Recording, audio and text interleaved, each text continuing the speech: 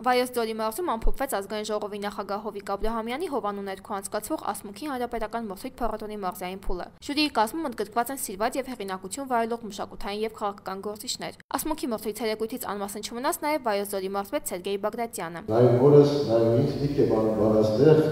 այսքան փոքր մի մորից ոնց են ծնվել այսքան մեծ։ Այսինքն դա հրաշք է,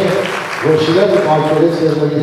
մեր ժողովրդին, մեր մայրերին եւ դրա երկու մայրը հայրենիքի կերպար պետք է նայեն։ Ժյուրին ուշադրությամբ լսեց բոլոր մասնակիցներին, քննարկեց եւ որոշեց հաղթողներին։ Իսկ արդյունքում այս երիտասարդները հաղթահարեցին մարզային փուլը եւ սպասում են հանրապետականին, որը կանցկացվի Երևանում։ Ժյուրիի անդամ Մարիետա Մակարյանը հաղթողներին բարիգործ մաղթեց եւ ասմուքի մարզային փուլը փակված համարվեց հաջորդ փուլ անցած փոքրիկի ելույթով։ Ես ամբողջովին քոնն եմ, հայրենիք,